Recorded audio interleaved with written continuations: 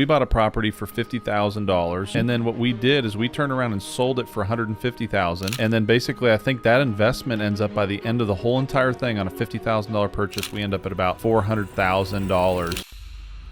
It had a bunch of trash inside, so we had our guy go in and haul it all off. Right. We gave it a nice deep clean, but our photographer went inside. He said, Mark, this smells so bad even a maggot would gag, but somebody still bought it. You're only as good as the last sale, flip or wholesale, 100%, right? And yeah. every January 1st, you go back to work. I'm going to tell you the biggest thing for people is they get into the business wanting freedom, flexibility, and financial gains. The problem is, welcome to another edition of Lifetime Cash Flow Through Real Estate Investing. I'm Rod Cleef, and I am thrilled that you're here. And we've got kind of a unique interview today. It's not about multifamily, although he's got a couple of duplexes. It's really more about flipping, wholesaling, even hard money lending, different creative financing strategies. So we're going to have a lot of fun today. The gentleman's name is Mark Hewitt, and he's from the Dallas-Fort Worth area. Welcome to the show, brother. hey, thank you, sir. Pleasure Absolutely. to be here. I really appreciate you coming in for this. Give us your story. I know you grew up in Seattle, played some baseball, some at a decent level, collegiate. So talk about who Yes, you are. yes, sir. So I grew up in Seattle. Basically, never aspired to be a baseball player when I was younger. I always thought I was going to be an NBA player, but height didn't work to my favor. And so I ended up playing baseball at the collegiate level, meeting my wife over in Nashville, and never planned to stay in Seattle. And I'm sure lots of people can relate with the rain. So, I'm not going to go there this early on in the conversation. We won't say blue, red, Yeah. stupid, smart. That's that's right. So I ended up moving to Texas, and which has been awesome. And when I got out there, I didn't plan to be in real estate. My dad's been in real estate for 30 plus years. Oh, has he? Yeah. In what capacity? So he's a broker. He's an okay. owner Okay. of an office. Okay. So I never really had the aspiration to do that. And then next thing you know, I ended up trying to look for jobs in Texas, and I couldn't find anything. I thought I was going to be, in medical sales. I was trying to be a doctor at one point, but I wasn't smart enough. You're very humble. You yeah. you keep self-depreciating. I found that amusing. Anyway, please continue. Yeah. So then I went, and as I was looking for jobs, somebody was like, "Hey, you know what? You should look in being a teacher." And so I went and became a teacher, coached. And then basically from there, I didn't like it. I was depressed every time, and so my dad's like, you got to get into real estate. You got to get into real estate. And so basically that's what I did. I got into real estate, and started in June of 2014. Nice. Yeah. And since then, you've sold 800 houses, some of your own and some for others. Mm-hmm. You've flipped, you've wholesaled. So you know what? Let's get right into it. I know you own some duplexes now. So you've done different aspects of this business, from sales to your own account. And one of the things I want to talk about is anybody that's got their real estate license needs to listen to the tail end of this, because we're gonna give you some advice, some serious advice. But let's start with flipping. Talk about some of the flipping you've done, and see if we can add some value in that space, because obviously flipping is a great way for someone to raise some immediate cash. Absolutely. But some nuances to it. So take us through it. Yeah. So basically for us, when I started getting into flipping, like anything, I had no idea what contractors I was going to use. Right. So it was a matter of trying to source those out, trying to figure out, okay, what are these deals going to retail for on the market after they're completely fixed up. Right. And basically for me, the stuff that I prefer to flip in today's market is the stuff that doesn't need full rehabs. I prefer like the quick and out, like just the cosmetic, get in. Not as much money, but okay, but easier for sure. Way easier. I can get it done way faster, because for me, like, it's all about the velocity of capital to me. So I want to be in and out as quick as I can. Okay. I would say most of our projects were in and out easily in under 90 days. Wow. From start to finish. Wow, that sounds like a wholesale deal instead of a flip. Okay, so let's kind of back up here, because it starts with how you find the deals. Correct. Now, of course, you've got access to the MLS, so that's a plus. But in the MLS, I would guess that mostly what you find there are the ones that do need the heavy lifts, that look like crap, that no couple is going to want to move into unless they've been renovated. How are you finding ones that make sense that don't need a lot of work? Yeah, so basically for us is we will actually pull specific lists for people of properties that meet our certain avatars, what we call it. So Okay. they have our You mean ultimate buying avatar? our ultimate, like, yeah, what we want to buy and actually sell on the market. So Oh! I thought you were talking about the ultimate buyer that you would sell to. Okay. Oh, okay. No. So yeah, just basically like for us and like in Dallas Fort Worth, Right. if we can stay 350 or under after it's been completely fixed, that's ideal for us. So we'll pull houses that, basically the tax value is maybe no higher than 250. Okay. And then we'll go ahead and we'll call them, we'll text them, we drop. Okay, so you actually cold call potential homeowners and say, do you want to sell? Yep. Do you have people that do this? Yes, sir. We drop mail to them. So We you do mail pay per as click well? advertising. Okay. We just hit them every which way. Okay. And usually those lists that we pull, we're trying to hit all of those people in multiple different facets. Right. So they aren't just going to get a mail piece from you. They're going to get a call from you. If they go online, they're going to see you on pay per click. Where do you market? Facebook, or where do you do that? So we basically do Google, like Google pay per click. Yes, okay. sir. Okay. So kind of almost like just, hey, do you need to sell? Give us a call, kind Yep. of thing. Okay. Do you handle the influx of leads, or do you have a team that helps with that? How do you work the actual the actual purchase process? So let's say you, from your marketing activity, be it mail, be it cold calling, be it whatever. Well, let's go to cold calling for a second. Do they do a hot transfer, or do they just set up a call for you to talk to them? No, so they take care of it. Oh, they actually do it all. Yeah, they do it. Oh, They- so you have people that handle the whole purchase process. Yeah, basically their job is to make contact, go on the appointment, get pictures, negotiate, get the contract, and once they get that, then they're out. Oh, I see. Yeah. Okay, and so you're paying them a piece of the deal then, obviously. Yes, sir. Okay. Okay, so these are sharp people that you've trained to do this. Yep. Okay, so that's on the cold calling piece. How about on the inbound? Same people handle the inbound as well. Same people handle the inbound. So what we Okay. do is we have a general call line, and where we can track which pieces are coming from where, and so each piece has its own different phone number, and then all the emails and phone calls, they all go into one generic place, and then those leads get filtered out to our team, and then they handle it from start to finish. Now, How big's your team? How many people are doing so we've this? got about 16 people right now. 16 people doing this. Yeah, Wow. yeah. That's a lot.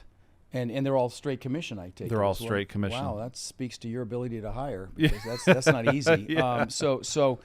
Okay, so you're doing all this marketing, and you're doing mailers, you're doing the pay-per-click, and it's really smart. You're measuring your results by using different phone numbers, so you can track what works, so double down on that. And so so they'll go in and buy it, or lock it up. Now that sounds like a wholesale, not a flip. Well, they'll go lock it up, and Okay. then basically from there, what we do is we cherry pick the ones that we want. Okay, so you'll either flip or wholesale based on what you see. Exactly. Okay. Yep. And based off of what they say needs to be done, or their recommendations, or things like that. Now, obviously, the people that are newer, just coming in, Right. part of our training is I go out there with them. Sure. So that Of way we course. can kind of show Of them what we're course. looking for. Show them how to close a deal. Right. Exactly. Okay. So for those of you that haven't got a clue what we're talking about, let me just take 2 seconds. Okay. Wholesaling means you put it under contract and you sell the contract. Okay. Flipping means you actually close on it, you do some work, and then you sell it to an end buyer. The wholesale deals are typically to another investor.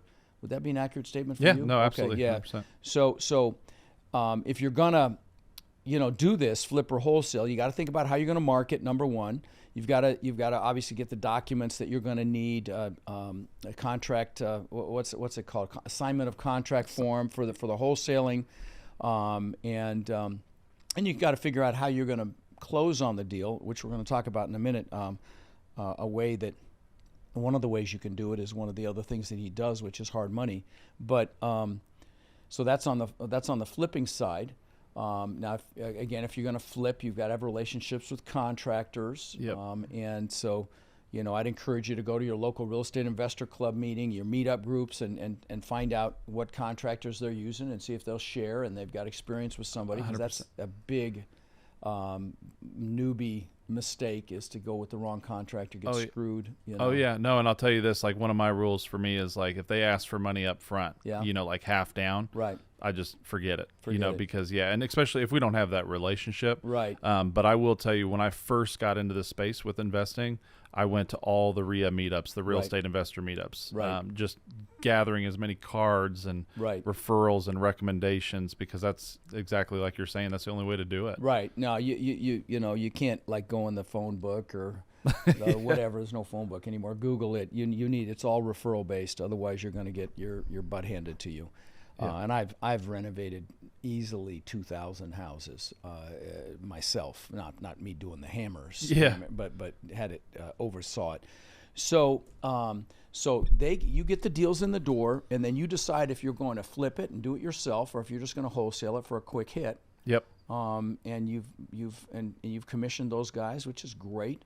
And are you getting a presence in Dallas for buying? I mean, are you getting any referral business from people that you've bought from or anything like that? Or is it all brand new stuff? I mean, majority of it, I will just say 90% of it's all brand new, but there is that 10% piece that we are getting referrals from people or other potential, like other realtors sending us business, things like that. Right. And previous people that we bought from referring us. So absolutely, that's growing. But, my thing is I always say that, people flock, or birds of a feather flock together, right? And so I always try to make sure our team is reaching out to the previous people we bought from, because of course they're going to have friends that are in the same situation or will be in the near future. Yeah. So that that helps us out as well. Well, at your $350,000 limit, or like a benchmark. That cues you up for regular FHA financing when someone buys, right? A homeowner can go in there and buy, and which opens it up to a huge demographic to buy these things. Oh, 100%, yeah. Because the average price really in Dallas-Fort Worth, if you look at it, the grand scheme of things, it's about the first time, they're the entry buyer, I should say, is $250,000 to $350,000. Yeah. And so that gives us that perfect entry where no matter what the market does, if the rates even go up higher, whatever happens, I feel like we're safe and we're going to be in and out pretty quick. Well, let's talk about the market for a minute, because I don't pay attention to the housing market anymore. I'm all about commercial real estate, which is getting its ass handed to it right now. A lot of opportunity coming. Just saw a headline. The head economist at Citi said it's going to be a hard landing. Let me look at that. I took a picture of it. I was going to do a little clip on it in a little bit. You ever feel kind of bipolar sometimes reading all the different? Oh, yeah. Well, anybody that tells you, in my opinion, that things are rosy is on freaking medication. Yeah. But, okay, U.S. economy is headed for a hard landing, and the Fed rate cuts won't be enough to rescue it, Citi says. Citigroup, they're not stupid. Jamie Dimon says it's going to be much harder, head of Chase. So, I think there's incredible opportunity coming. What are you seeing in the housing market? So I'm going to tell you this. I asked a gentleman on my team that's been with me for 3 years, and I said, hey, just out of curiosity, are you seeing a lot more people willing to sell for cash offers these days? Yeah. And he said 100%. Really? Okay. I am seeing more people that were calling, texting, throwing their hand in the air saying, because I think they're getting hard up for money. You're dealing with people that have to sell, not people that want to sell. Correct. Right? And with the interest rates where they are, it's massively impacted sales. Yeah. Now Citi says there's going to be 4 rate cuts by the end of the year. I pray to God they're right. Because we need the rate cuts in the commercial space. Yeah. We were just talking about that on a team meeting this morning. But so let me ask you an uncomfortable question. Yeah. Okay. Why aren't you buying freaking cash flowing assets, that you hold on to, more of them? I know you got a couple duplexes, but because, correct me if I'm wrong, you're only as good as the last sale, flip or wholesale, 100%, right? And every January 1st, you go back to work. Yep. And I'm not trying to kick your ass here, but no. I mean, it's a valid question, because a lot of people move from flipping and wholesaling to buying multifamily to build cash flow. It's the reason my podcast is called Lifetime Cash Flow. Yes. So what's your answer to that? Yeah, so I will tell you, in terms of the apartment space, I don't know it well enough. Okay. And so that's why I haven't got into the apartment space. Okay. But I will tell you this. So when I first started, I had worked with a real estate company that said, hey, there's a big thing out there called profit share. You'll get residual income off the people you recruit. EXP or something? It's Keller Williams. Okay. Got it. Yeah, yeah. I had Jay Papasan on the show. Oh, okay, yeah. So, and when I first started there, I was like, you know what? That's not going to be me. I want, because those people leave. You know, they get out of the business. So I started buying rental properties. You did. Yeah, and I own right now about 36 rental property doors, and then eight owner Yourself, Myself, yeah, yes, which is myself. great. So you've got some cash flow. Yes, sir. The only thing is that when they're houses, Yes. they don't cash flow as well No. by any stretch. I mean, again, I was at a 30% loan to value on 800 houses, and I still crashed and burned. Yeah. Okay, I only owed 30 cents on the dollar. I get all kinds of hate. Yeah, you were over leveraged. No, I owed 30 cents on the freaking dollar. Yeah. So the houses don't cash flow as well because you got your separate insurance, your separate taxes. Yeah. You know, if you have a turnover, you're going to pay $3,000 to $5,000 minimum to make it ready, and you're going to lose a couple of months minimum in rent, and that could eat up your cash flow for 2 years in some cases. Oh yeah, absolutely. So you agree with that? I 100% agree. Yeah. So you need to learn apartments is what I'm hearing. So get your ass to one of my boot camps, brother. Okay. So are you thinking along those lines? I don't want your team to think you're going to shut anything down here. Oh, but no. You're going to keep that going. That's your cash cow right now. Yeah. But cash flow is the where it's at. Oh, man. 100% agree with you. Yeah. Yeah. And I just, I've always learned, like, don't get into something you don't know. Oh, for sure. And I just don't know the apartment space. And but I will tell you, yes, the rental game, it's one of those where the cash flow, I always love when people say, like, oh, I'm going to retire and buy rental properties. I'm like, well, then you ain't going to retire. Right. know? Well, not if you're managing yourself or anything like that, but you buy, 100 unit, 76 unit property. You have third party management. You talk to them once a week when things are improving, and then once they're stabilized, you can do it once a month or every other week. Exactly. And, it's an hour every other week if at that. Yeah. So okay. Well, good. I'm glad to hear that. So let's talk to agents and brokers for a second, because this is the same freaking conversation. Okay. As an agent, a real estate agent or a broker, you are in the freaking catbird seat to find deals. Mm-hmm. You've got relationships with other brokers. You've got access to all the resources to find deals, and certainly can capitalize on them. And one of the things I tell my students in my boot camp is a ninja trick for finding multifamily is connect with someone like you that's got a residential real estate license, has access to the MLS, because when somebody, let's say they've got a 10 unit or a 20 unit, and they're going to go to the agent that likely sold them their house to sell it, who hasn't got a freaking clue what to do with it, doesn't know how to price it, and they're going to throw it in the residential MLS. And if you've got you can tell me what you think of the strategy. If you've got someone like you that's got access to the MLS, puts in an alert that when a multifamily hits, you send it to them. You can get some phenomenal deals that way that very few people see because nobody's looking there for multifamily. Would you agree? 100%. Yeah. 100%. So that's a ninja trick, guys. Is to have a relationship with an agent, a real estate agent, or a residential real estate agent or broker that has access to the MLS. Tell them you'll obviously let them write the contract, maybe even spiff them more than that if you're allowed to. And man, I know my buddy Kevin Bupp got a $2 million mobile home park in Orange, Florida. I think it's Orange City or something, Florida. And I went on a tour with him, and that's how he found it. It was in the freaking residential MLS. I mean, like, goodness. Right? So, so listen, back to agents and brokers. You're only as good as your last sale. It's the same conversation. Start investing and building some annuity with some cash flow, for Christ's sake. You're in the best possible place to do it. Even if you've got to bring in money from someone else. When I was in my 20s, I bought tens of millions of dollars worth of real estate 50-50 with partners. Okay, I did all the work. I found them, I fixed them, I managed them, and we split the profits. Yep.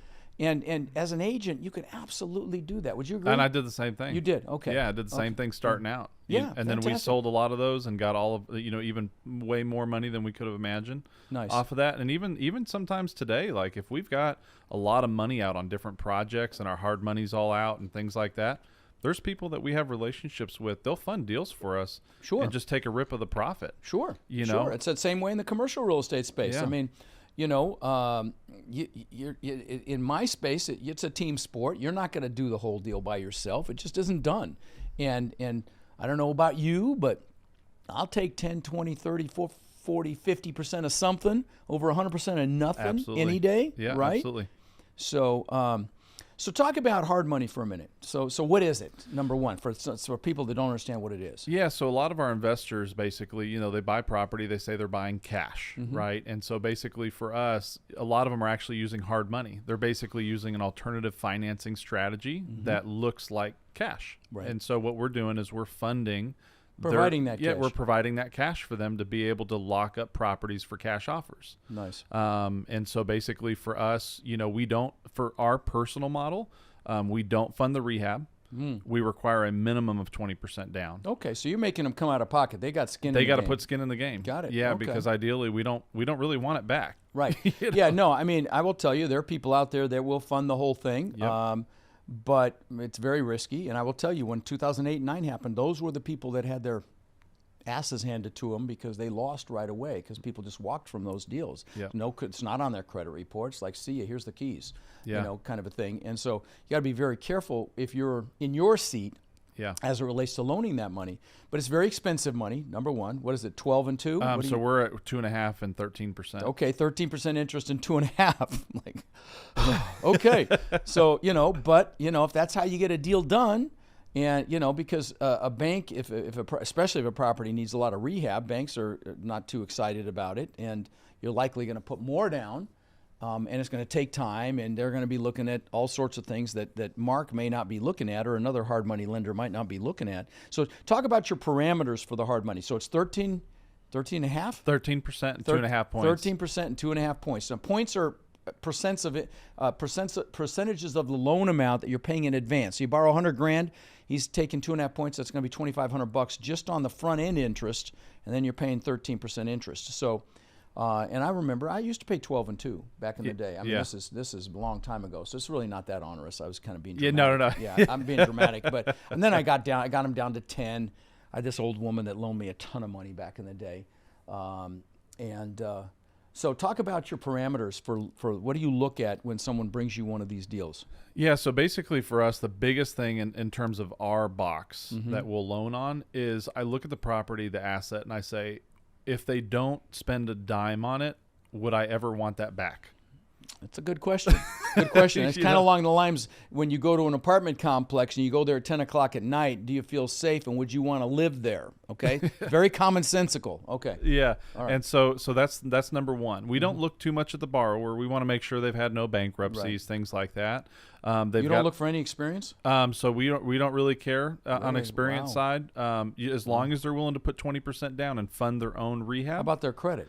So credit we look at, but it's not a huge player for us. Now, I will tell you this. If their credit's lower, the down payment's bigger. Okay, got it. So we do look at that. But if they have a lower credit score, like let's face it, if they've got like a 500 credit score, we're not loaning to them. No, of course not. Yeah, but if they're kind of on the edge where some people might turn them down, we'll just ask for more. Okay. If it's a good asset. It's the same thing I used to do with renters. I mean, if they have bad credit, you're going to pay a triple deposit. I want a $3,000 deposit if you bail on me. Yeah. I got it. I'll tell you a funny story. I had this 2-story 5-bedroom house in Denver. 3,000, I shouldn't say the full address. It was in 3000 block of Columbine. Okay. If you Google it, you'll probably find it. But I'm reading the Denver Post one day, and the headline was "Making Money the Old-Fashioned Way." Okay, that was the headline. Just picture my house. Okay, and there was 5 bedrooms. The guy turned it into a whorehouse. Okay, it was a bordello. Yeah, there was a payphone down the end of the street. He'd check them out, and they'd come and he got busted. But he was one of those that's what triggered my brain. I got a triple deposit from him because he had bad credit. He said he was in the maid service. True story. Yeah. I called my partner Al in Chicago. I said, "Brother, you own a whorehouse in Denver." But obviously we evicted him and we did fine. But anyway, same along the same lines. Yeah, if the credit's bad, you gotta take. Same with tenants in apartment complexes. I know even third-party property management companies will increase the deposit based on what they see, and you got to be careful with fair housing. But so okay, so and then what's the term on the loan? So we do 6 months. 6 months. Yeah, so we do a 6-month term. They gotta do their business plan fast. Yeah, because basically what we're counting on is the renewal. Because typically what we'll do is a 3-month extension for another point. And we'll allow up to 2 of those. Sneaky bastard. Okay, so you're counting on that. You're counting on those renewal fees as well to boost. So this is the velocity of money, guys. This is what we're talking about here. Yeah. Okay.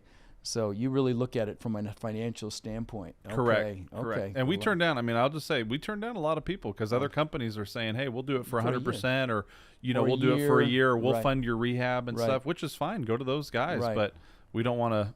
Yeah, you don't want to be. I think there's going to be a reckoning here. Maybe not in single family though, honestly, because Yeah. if they drop the rates, I think it's going to explode. Absolutely. Frankly, Yeah. I think there's a huge pent up demand. Oh, for sure. But okay, so that's hard money. Yeah. And guys, if you go to your local meetup groups or real estate investor club meetings, there's always people there that do this. Okay, so you just got to network and find those people. And here's what I'll share with that too, Mm-hmm. is basically for us, if the deal doesn't meet our requirements, we've got other hard money lenders we'll give it to. Yeah, here you go. And we'll rip a point off of it. Oh, no kidding. Yeah. Okay, So we'll just take just like a wholesale deal. That's another one. Yeah. It's a wholesale. You just wholesaled a borrower to another hard money lender. I love it. right, yeah. I love it, Yeah. man. Any way we can make money. I love it. You greedy bat. No, I'm just kidding. So I get that. I get hate all the time on social media every single day. I got 2 or 3 this morning. Every single day. Yeah, you can charge pet rent. You greedy bastard. Yeah, I'm like, okay, man, whatever. Yeah. I try not to respond. Sometimes I get sucked in. Yeah, that's funny. Let's talk about creative finance, because I will tell you, actually, creative financing options are becoming more prevalent in my space, believe it or not, in the huge multifamily assets. But let's talk about it at the single family level. Talk about some different strategies you've implemented that are technically creative financing. Yeah, so basically, one that we just did, for example, was we bought a house that we probably cash offer would have needed to be about 120. But this particular owner had about a $28,000 mortgage. And so we said, hey, look, here's what we can do. We can pay off that mortgage, give you $28,000 down. But what we'll do is we'll finance the house. We'll buy it at 170. So sales price of 170 instead of 120. Instead of 120, because Wow. we could because he was willing to carry the note, but we had to get the right terms. Okay. So we did a 30-year term. Okay. We started at 4% interest. Okay. And our interest adjusts by 1/4% every 5 years on the unpaid principal balance. So basically, It's a great loan. yeah. So basically, at the end of the thing, he's going to be at 5.5%, which to him looks great. But what he doesn't realize is that every time it adjusts, we're not really paying much more because it's on the unpaid principal. Oh, wow. And so by doing that, what I calculated was if we would have just gave him 4 3/4, which is halfway, and said, hey, look, we'll do this for 30 years, we would have actually paid $38,000 more than the way you'd structure than the way that we structured it. And it was more appealing to him in the way you presented it. Correct. Got it. So elderly seller? So landlord actually. Landlord? Yeah, just Okay. he and we'd actually bought another one from him, and it was one where he was just like, you know what, I just want the mailbox money. I don't want to deal with it. Just want a payment. Yeah. Yeah. So let's talk about that for a second. So let's stick with seller financing. I want to get back to creative financing. Let's talk to seller financing. Do you believe in, if you're dealing with elderly sellers, do you believe in seller bonding? Or do you teach seller bonding? I'm not even familiar. Okay. Yeah. I teach it, okay? Yeah, yeah. Because elderly sellers, like if you're mailing people that have owned 20 plus years, okay? First of all, they're likely retirees, okay? All their tax benefits are gone, their depreciation's gone. And so if they sell, they're going to end up with what, 65, 70 cents on the dollar because they got to pay Uncle Sam. So that's number one. Also, they are risk averse, so they're not likely to take that money and buy another high risk investment. They're likely to put it in the bank, and very often they want cash flow. Yeah. And so, to me, those are ripe for seller financing. And you tell them, Mr. and Mrs. Smith, I'm going to pay you $1 million for your property. Of course, because you're fully depreciated, you're only going to get to keep $650,000, $700,000. And you're going to put that money in the bank. At the bank, your bank's going to pay you 3.5%, 4%. Here's what your payment will be at the bank. Now, if you work with me, I'll pay you enough of a down payment so I'm serious, and I'm going to pay you whatever makes sense, 5, 6, 7% interest. Who cares if the numbers make sense? And you're only going to pay taxes on the amount you get from me every year. So your payment from me is double what you'd get from the bank, and very often it is double or more. Yeah, yeah. And candidly, in my opinion, if you don't have that conversation with an elderly seller, you're screwing them. In my opinion. Yeah. Okay, so that's number one. Number two, when people get older, they become relationship driven more than profit and technical details on a deal driven. And so I tell my students, bond with them, become their friends first, not to freaking screw them or take advantage of them, but to create a win-win situation. Yeah.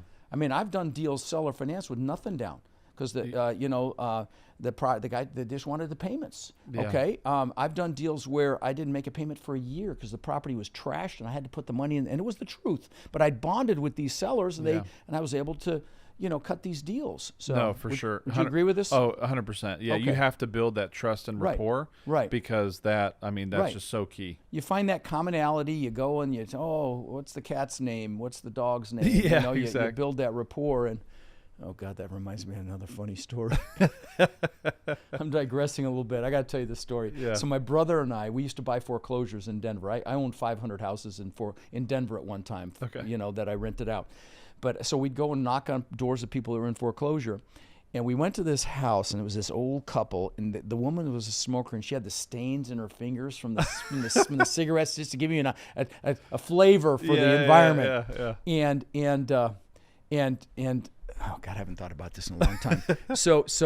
And she didn't know the house was in foreclosure, and he hadn't told her. Okay, and she's like bitching, like, you stupid idiot, and he just kept saying, just shut up, just like that. Yeah. That same tone, Yeah. just saying shut up. But the funny part is, my brother, trying to cut the mood, said, and the woman said, Enos, get out of here, yelling at the dog. And my brother said, so the dog's name's Enos? She said, no, it's Penis. I swear to God. Anyway, I couldn't resist. Yeah, true story. That's an absolute true story. Oh, that's funny. It was hilarious. But so seller financing. We talked about seller financing. Talk about some other creative financing strategies. Yeah, so another one that we'll do basically is we'll go in. We bought a property for $50,000, Wow. and it was a manufactured home. It was Gotcha, it was a double wide on you land. got the land though. Yep, we got the land. So we bought it for $50,000, Mm-hmm. and then what we did is we turned around and sold it for $150,000. Wow. We charged, and I'm going off of memory here, but we charged 9.5%.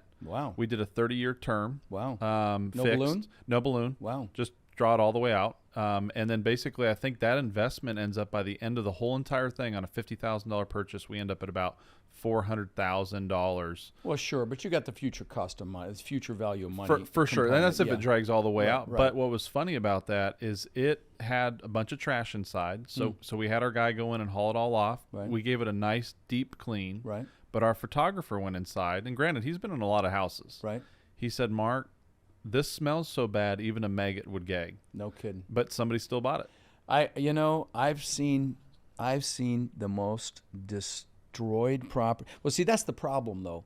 Like I've got a couple assets that I'm taking over in Cincinnati, and I walk in and my ex-partner screwed these up so bad, and they're just so bad. The entryways were so bad. The laundry rooms were destroyed. And I'm thinking to myself, anybody that would rent these, I don't want. Yeah. So it's that. But I mean, you're selling it. Did you get some money down? Yeah, we did. We got 20 grand down. Okay. So we ended up only being in, basically For 30 grand. So for about, right around. Wow. Yeah. Okay. Talk about some other creative financing that you may have done.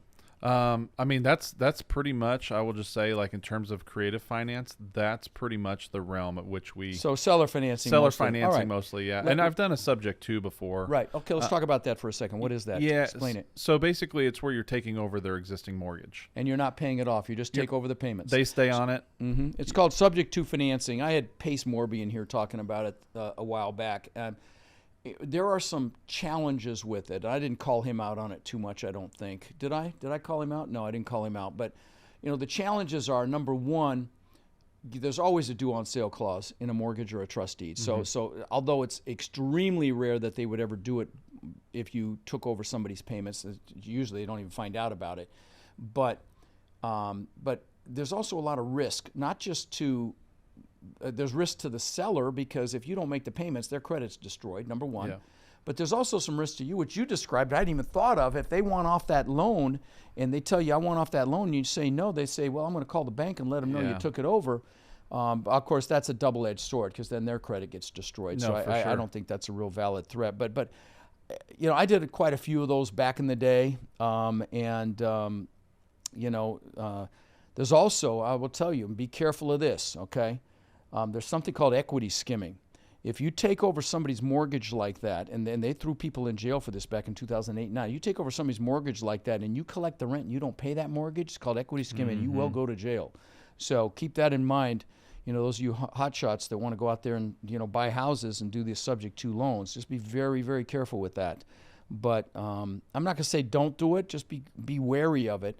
Now, in my world, in the commercial multifamily, we're seeing some creative stuff happening too in this market because it's tightening up. Sales are down 90%. Yeah. Commercial lending is down 50% right now. I just saw that article yesterday. And so, sellers are being creative, the ones that have to sell. In my opinion, anybody in the commercial multifamily space that's selling right now has to sell. We just looked at a really nice package. I can't say where it is but really nice package of 3 properties. And I'm like, man, this has got low debt. It's well occupied. Why are they freaking selling right now? Because it's not a good time to sell. Yeah. But some of the things that sellers are doing, for example, are staying in a deal. Like you've got to raise $10 million in equity. Maybe they stay in for $5 million of that. Gotcha. They use their equity as part of the deal and stay in as a partner. Yeah. So there's some creative stuff like that happening. Of course, there's seller financing. You can seller finance a big apartment complex. I've seen it done. Yeah. I helped somebody buy 500 units that way. So that's there. I wish I could think of some other creative strategies because there are quite a few actually in my world. You can get seller credits for different things, for repairs and things like that offset your down payment. Do you use your commission at all when you buy property? Do you throw that in, or is that a problem? So basically, what we used to. Okay. But now what we do is we basically do the minimum, right? Okay. Like whatever the brokerage wants, the minimum. Gotcha. We just slap that on there so they're Gotcha. happy. How come you don't become a broker and have your own place, man? Just the responsibility. Oh, okay. Yeah, I mean, Okay. So I was, by the way, this will interest you. Yeah. I was a broker when I was 18. Wow. You could do it back. This is 1978. Just to Yeah. give you some context. Yeah. You could actually become a real estate broker and have your own office through education. And I did it through education. Wow. Now they got smart. You need some freaking experience before you can have your own office and Yeah, go run yeah. rampant. But yeah, no, I was an actual broker right when I turned 18. And I Wow. let it go. And this is in Denver, in Colorado. Yeah. But so have you ever, this is something this is how I bought hundreds of properties in Denver. It was knocking on doors of people in foreclosure, literally for almost 10 years. Have you ever gone after foreclosure lists and done anything in that arena at all, or auctions or anything like that? No, haven't bought any from auction. No, Haven't bought okay. any off foreclosure lists. What we did do is we bought a Segway to go have some of our guys go knock on doors just to ride up and down the streets, seeing What a great idea. Yeah. I tried to find a Segway. They're so cool. I couldn't even find them. They don't make them anymore. They don't make the big ones anymore. Yeah. No, it's awesome. I mean, Yeah. they'll just ride up. Because basically they're like, hey, it'd take me an hour to knock on this street. Right. But if I had a Segway, I could do it in like 15 minutes. Great I'm like, idea, say man. less. Yeah. Great. They have those little scooters now, but then I like those big Segways. I did those in Paris and Rome, but you can't buy them anymore. I was going to buy one for around here. Well, what's funny too is like I'm just one of those guys that anything we can do that saves time. Right. So even when we send text messages, you have to send it automatic, one at a time. Yeah. And so one of my guys found a mouse clicker tool that all he has to do is click start, and it'll send it automatically for him, one tap at a time. No kidding. And it saves him time. Sure. So Well, yeah, I mean, they have these new platforms. I use a texting platform where I can text, all 1,000 participants in one of my boot camps. Yeah. Like that. Yeah. So technology is amazing. How else have you harnessed technology for your flipping and wholesaling? What CRM do you use? So we use Commissions Inc. Commissions Inc. Okay, Yeah, so it's that's like a real boom estate town. related. Yeah, it's like a Okay. boom town. Because there was another one, Propelio. Propelio. Yeah, a lot of people use Propelio. Right. We use Commissions Inc. because what happens is we draw a lot of leads for our agents. Gotcha. As well. So you in do through both. that. Gotcha. But then our investment team, we have them use it because what's nice is we use Mojo Dialer, and it integrates with Mojo. Gotcha. Yeah, I used to belong to a mastermind in Collective Genius up Yeah. in Tampa. These are all the biggest flippers, wholesalers in the country, and I joined it because I was going to beef up my mastermind. But give them a shout out; they do a really nice job, Collective Genius. Yeah. But it's not cheap. But I joined it literally just to get ideas from mine because I host probably the largest in the world, really, probably 40 billion in assets in mine. Yeah. So, everybody thinks this is all easy and there's never any setbacks or hurdles, which we know is definitely not the case. Yeah. I call them seminars. Okay. So tell us about a seminar, a real kick in the you-know-what, and maybe the lesson. Okay. Yeah. So what I did is I've got one that stands out in my mind. So I was buying properties as rental properties in a small remote town outside of Dallas-Fort Worth. and having tremendous success, right? Just getting them for cheap, nice houses, renting them no problem. I mean, it was perfect, right? Wow. So I thought, I'm smart. I've got this down. Right. I'm going to go do this in another city and actually another state. Oh, another state. Yeah. Yeah. Okay. Okay. So So I started and I went up into Oklahoma, took the same model that I was doing and started in a city up there. It was a metropolitan city, so that kind of rules out everything except 2 in Oklahoma. And so, Right. yeah. So anyways, so I did that. I bought 4, started off strong. Like I was like, man, this is working. So then I had a guy that wanted to sell me his package of rentals, and he had about 8. And so I bought them all. And this was all within a year. Right. And next thing you know, it was like one of the houses had a bullet in the roof. You know, one of the tenants slipped off the porch. Lawsuit. Like just basically, it was just Bullshit, it was a yeah. nightmare. Like it was an absolute nightmare. And then I'd have people move in for a couple months and then leave. How were you managing up there, Jim? I had a property management company. Yeah, and they probably sucked too. Didn't The first one I hired sucked. The Yeah. second one I brought in was better, but I didn't scout that out before well enough. Yeah. So I was just losing money right and left. Yeah. And so I was finally like, man, I got to stop the bleeding. But you know, at that point in time, it was almost like, well, hey, you know what? Things are starting to turn around. When was this? This was back. This actually, I sold my last one during COVID. Wow. So basically what happened was at that point, things started looking like they were turning around. But a buddy of mine said, hey, Mark, it ain't turning around. It's only for the time being. Right. You need to get out. And so I got out. I ended up losing, probably $25,000, $30,000 on all of that. Oh, that's not bad. But which wasn't it wasn't like a terrible experience. But at the same time, that's the one that I was like, man, that definitely, Well, I got you beat. Yeah. Not that I want to one-up you on stupidity, but I'm going to right now. I bought 200 houses in Memphis in 1 year. Okay. I bought houses, 3-bedroom, 2-bath, 1,500 square foot houses for $1,500. Wow. And regretted it. Okay, $3,500, $5,000. Regretted every single one of them. Yeah. If you come to one of my boot camps, I always dog Memphis. If you live there, you know what I'm talking about. But the food's good. The Corky's barbecue's good. Yeah, but, yeah. No, I don't even want to fly over Memphis airspace. No, man. no. I just had such a bad experience there. I still own, 8 or 10 properties there. But the problem also is it becomes a stepchild. Did you have that dynamic? Because you're not seeing it. Yep. You're relying on other people. I had a property manager there, embezzle $100,000, caught her cold caught her. She signed a confession, and the police there sucked so bad they didn't do anything with it. Oh, it was such a bad experience. Back then, they had if you filed an eviction, someone could file a Chapter 13 bankruptcy and delay the eviction and do it time and time again. They called it a wage earner plan. So if you filed an eviction, they'd get 6 letters from attorneys that say, I can stop your eviction. And these people didn't realize they were filing bankruptcy. And luckily, they had a new legislation called BACBA back in, I forgot when it was, 05 or something, and that wiped that out, thank God. But I had to deal with that, people not paying. But anyway, okay. Yeah. So let me ask you this. I get a lot of people that want to get into this business. They want to, they're tired of the rat race. They're tired. They know their family deserves more. Give them some advice. For me, like when I got into the business, I will just tell you, I did not want to get in initially at all. Right. And it took a family member telling me, my dad, over and over again, you need to get into this business. And I'm so thankful I did, because it completely changed the trajectory of our life. Right. But the thing is, I'm going to tell you, the biggest thing for people is they get into the business wanting freedom, flexibility, and financial gains. Right. The problem is they sacrifice one of those because they have too much of the other.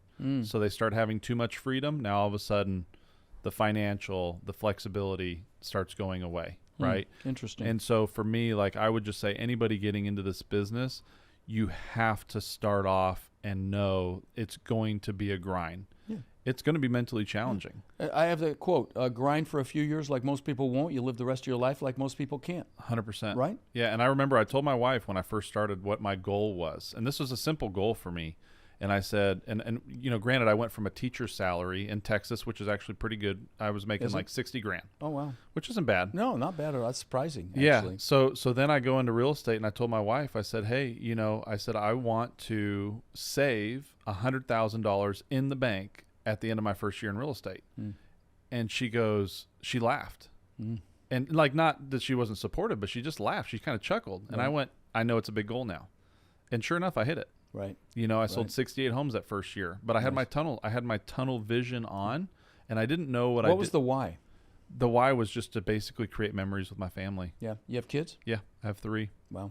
Yeah. Yeah. The bottom line is you just got to go do it, okay? And push through. Have your goals. You know, if you come to one of my boot camps, first thing we do is goal setting on steroids, because how the hell do you get anything if you don't know what it is, right? Yeah. You got to know what it is you want. You got to know what your why is, because that's the driver. Yeah. So talk about any, did you have any mentors besides your dad? I did. Yeah. I have 2 mentors. So I had 2 at the time. One of them was really instrumental in basically helping me get into the rental space. Gotcha. And helping me buy my first house. You know, those Where'd sort of you things. meet him? So he's known me ever since I was a baby. Okay, so somebody it's you a knew. family friend. Oh, nice. And so, you know, and then somebody else was somebody that I actually ended up hiring, that I actually sought out. And I mean, that was a game changer for me. Yeah. You know. So you believe in mentors? Oh, 100%. You know, because I mean, you know, I played sports, right? And so it's a coach. Yeah. And one somebody told me, they said, Mark, why don't you have a coach in business? And I was like, well, because I don't need one. And they said, oh, no. Business is no different than sports. And that was life-changing for me. Yeah, no question. I mean, you look at Michael Jordan. At the height of his career, he had 5 coaches. Yeah. Best in the world. Yeah. Had 5 coaches.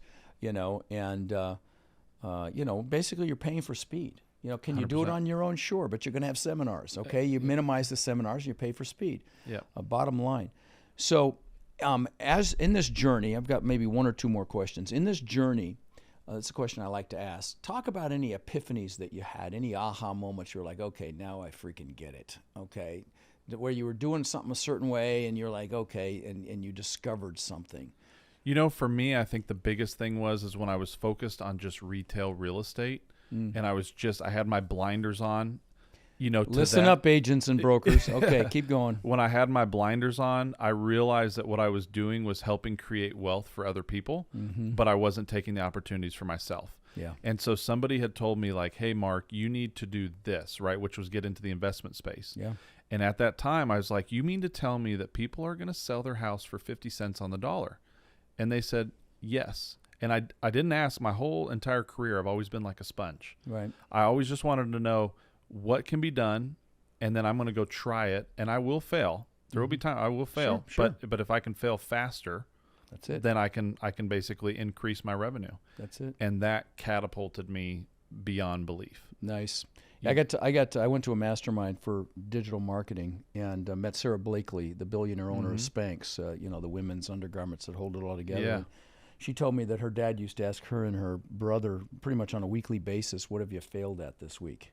I thought, what a great question to ask your kids so they don't fear failure. That's an awesome question. Well, I really appreciate you coming down here, brother. I've really enjoyed the conversation. It's not something we normally talk about on this show, flipping, wholesaling, things like that, but you added a tremendous amount of value, and I appreciate you. I appreciate you having me. No question.